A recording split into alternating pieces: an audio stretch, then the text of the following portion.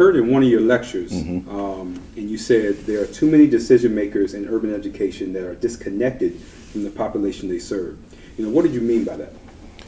Well, when you talk about students that are in urban education, you're basically talking about students that are from low socioeconomic status or students who live in poverty. But when you talk about the people who work in urban education, they're mostly people that come from middle class or upper middle class or even affluent communities. So that's not to say that people who come from those communities can't come in and do a good job. But a lot of times when you are not from the community that you serve, you miss a lot of the cultural things that go on within those communities that make the difference in you reaching those students and reaching the people in those communities. You don't look at them as those people. All right, if you're from the community or you have, I should say, an affinity or you can empathize with the community, that means that you understand their plight. And if you understand them, then you're able to make connections with them. But a lot of times in urban education, the folks that are in the seats of decision making and the folks that are hired, they're not empathizing with the people whom they supposed to be serving. And you can tell that they're not empathizing with them, or they don't have that they lack understanding about the community that they're serving, is because instead of dealing with the issues and coming up with solutions that can raise student achievement, that can effectively deal with the plight of the African American male, that can stop the teen pregnancy and gang violence and all of the issues that come with those students that in the communities where they live.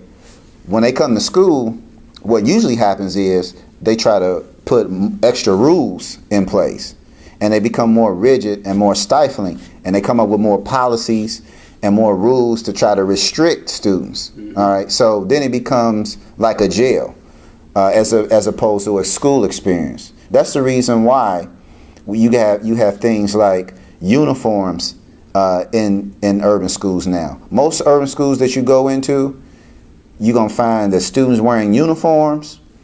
They have to come through metal detectors. Everything is rigid and stifling. And there's I'll give you an example.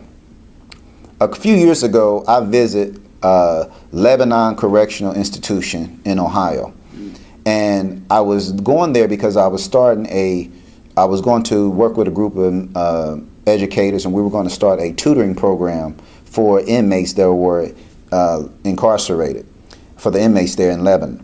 And when I went through there, I went through a big steel gate, had to put everything in my locker. I got searched by security guards when I went through. We went on a tour, and we went in the cafeteria, and it was a few inmates eating lunch, and there were security guards in every corner of the cafeteria.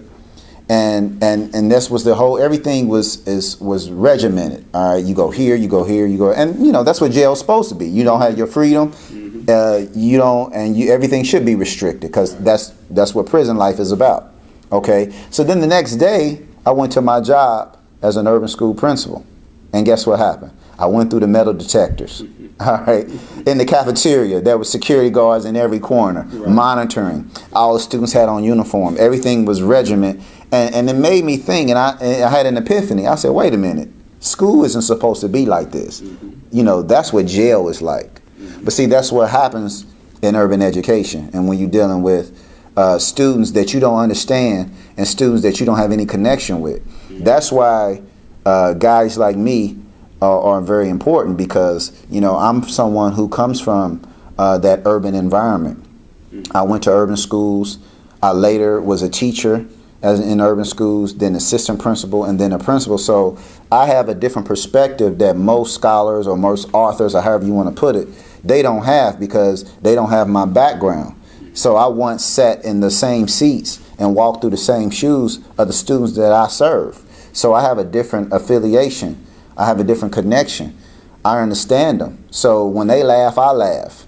When they're going through their times of frustration, I understand it, because I once went through those same times, and now I can, since I'm at a different place in my life, I know how to use my experiences, my education, my background, and to better serve students. And I think you need more people like me that not only has been through that type same situations, but people that have that can basically have that empathy and that can understand and make those connections with the people who they actually supposed to be serving.